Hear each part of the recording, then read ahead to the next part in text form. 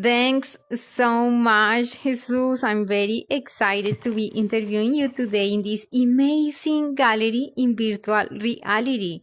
This is like a dream came true for many artists, and you are one of the pioneers of this amazing opportunity.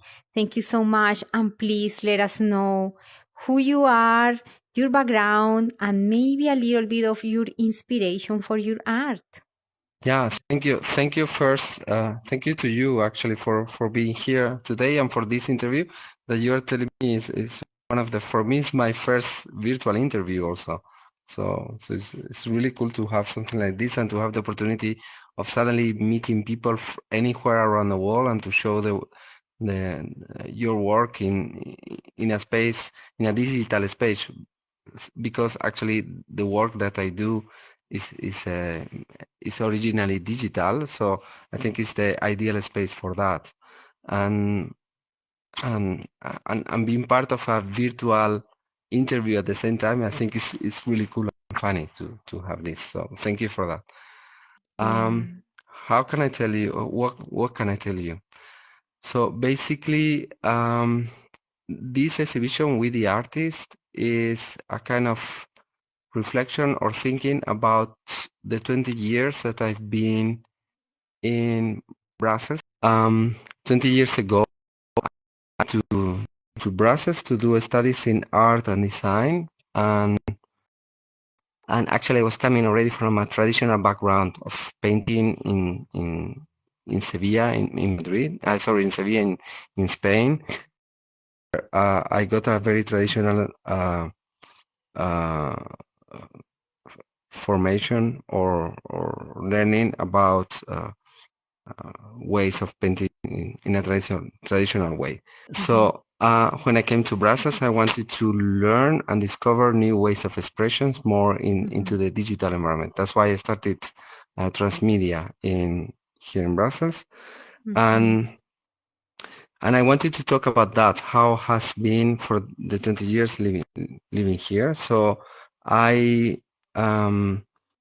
the moment I arrived here, it was actually difficult because the scholarship didn't cover the cost of living as a student in a city that is not the one you live in. So so then I had to look for a job, and it wasn't so easy.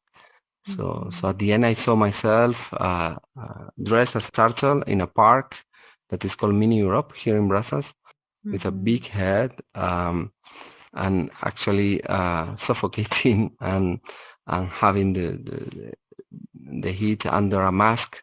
So so, and at the same time, I was like a bit amazed that the people still were the artists, you see, because it's this custom characters.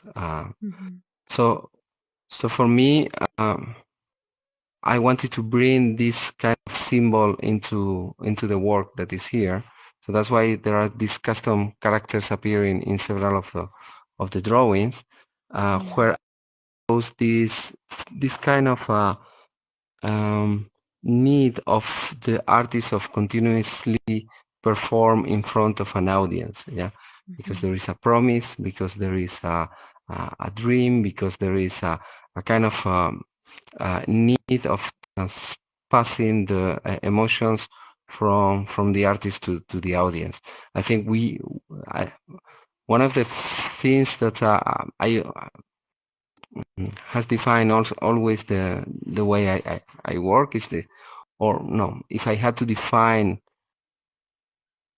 what creative people do, actually is I think it's always related to empathy, in the sense that creative people have the capacity of empathize with the audience and to transfer emotions towards that audience. So either if you are an artist and you're expressing your own emotions, then you're trying to find a way of bringing your feelings to a particular audience that understands things more or less the same way as you do.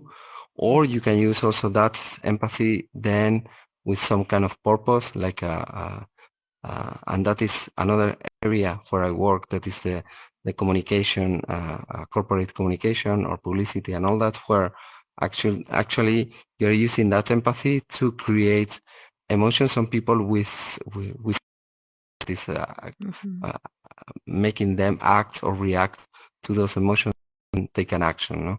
But at the end of the day, creative people, they always work with that empathy. No?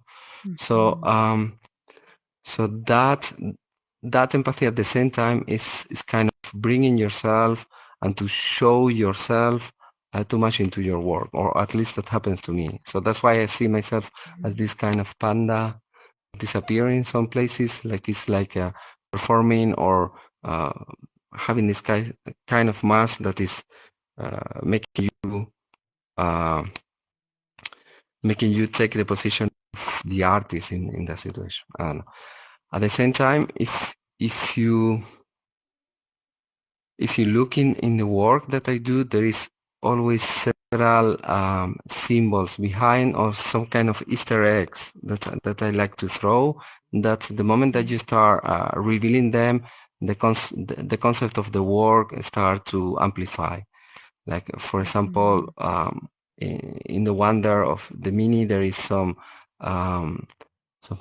Hebrewic lettering there that was some Rembrandt painting at the time, where that is related to Bible and all that.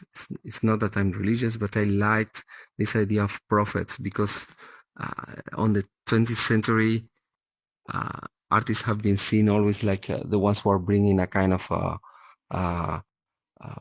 prophecy or different way of seeing life or the future and all that. And for me, artist is just somebody who's just playing with emotions, and that's all. So those letters there is from Daniel in the Bible, and it's kind of saying your days are going to fall, because I think that new technologies where we are nowadays and all that is completely transforming the concept of artists as we have had until now. See, so that's why it's this idea of the prophets. So the days of the 19th century artists, I think, are up to be gone. You see, and there is a new way of doing art and to bring in emotions to audiences. I don't know. Yes. Other concepts is like for example, situations where you feel as an artist, I've been always like on the waiting room, no? So that's why there is the waiting room, like with this 3 scale symbol on the top. That is talking about this continuously waiting. It's coming from Celtic traditions, and it's about this idea of this continuous waiting for something that is never coming, no? Like I think like in Márquez, el coronel no tiene quien le escriba, ¿no? For example.